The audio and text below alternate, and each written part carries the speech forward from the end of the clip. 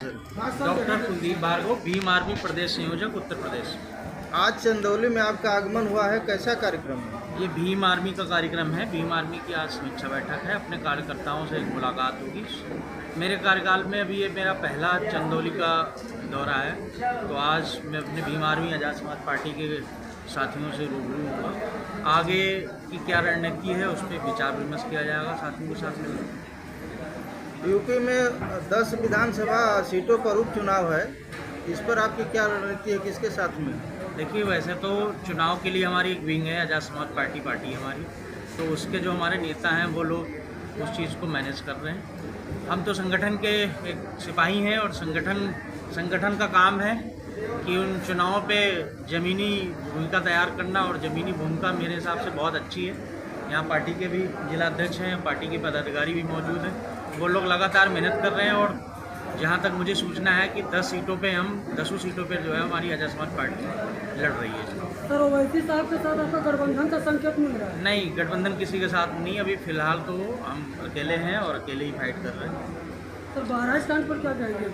बहराइच का जो प्रकरण है वो मेरे हिसाब से वो जानबूझ के एक ऐसा माहौल क्रिएट किया जा रहा है कि चुनाव के पहले उपचुनाव होने और ऐसा कुछ माहौल क्रिएट हो जिससे अफरा तफरी बने। ये बीजेपी की पुरानी नीयत रही है। सर, बहराइच जैसा ही कांड अभी चंदौली के मुगलसराय में भी हुआ है जी। उसमें मरने वाला मुस्लिम परिवार से युवक है, उस पर क्या कहेंगे? देखो, मुस्लिम हो दलित हो, ये सभी पिटे पटाए लोग हैं और शोषण सबका हो रहा है। बस ये है कि कहीं दलितों का हो रहा है, कहीं पे मुस्लिम का हो रहा है, कहीं पर पिछड़ों का हो रहा है। लेकिन जब हम बात बहुजन समाज की करें तो उसमें जितनी भी जातियाँ आती हैं, कहीं ना कहीं इस सरकार में शोषण हर जगह उनका हो रहा है। और इसीलिए शायद मेरे हिसाब से भीम आर्मी का जनाधार बढ़ रहा है, क्योंकि भीम आर्मी एक ऐसा संगठन जो ऐसी जगहों पर जाकर अपने लोगों के न्याय की बात करता है, उनके लिए न्याय के लिए लड़ाई लड़ रहा है। इसीलिए मेरे हिसाब से भीम आर्मी और आज़ाद समाज पार्टी को बहुत लोग पसंद कर रहे हैं। मौजूदा सरकार की कानून पर आप क्या कहेंगे?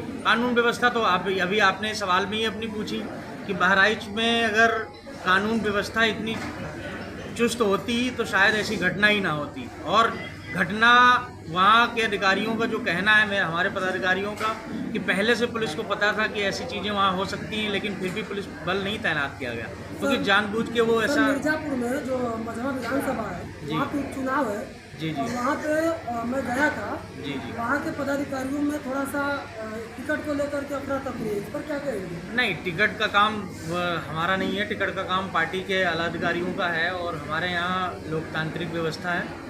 और जब भी कहीं किसी प्रत्याशी का टिकट होता है तो जाहिर सी बात है कि जितनी भी राष्ट्रीय कमेटी, प्रदेश कमेटी बैठ के उसका निर्णय लेती है। क्योंकि सर, मैं ग्राउंड रिपोर्ट पे गया था। जी जी। वहाँ लोगों का कहना है कि जो व्यक्ति संगठन में कई साल से काम कर रहा है उसको न दे करके कोई नया व्यक्ति को ला करके टिकट दिया जाए। नहीं, वो मैं उस चीज़ में जाता नहीं हूँ, क्योंकि देखो ये एक व्यवस्था है। इसमें कभी कभी किस विषय को सोच के क्या चीज़ें ला के हमारे नेतृत्व ने वो चीज़ें की होंगी, तो मुझे उस विषय में जानकारी नहीं, क्योंकि मैंने आपको कहा मुझे जो जिम्मेदारी मिली है वो संगठन का निर्माण करने का, और मैं बखूबी अपनी जिम्मेदारी को निभा रहा हूँ। लेकिन ये ज़रूर कह सकता हूँ कि अगर पार्टी ने निर्णय लिया है तो कहीं ना कहीं वो किसी न किसी एंगल से ज़रूर ही उचित निर्णय होगा, उसमें बिल्कुल कोई क्वेश्चन मार्क उठता नहीं है।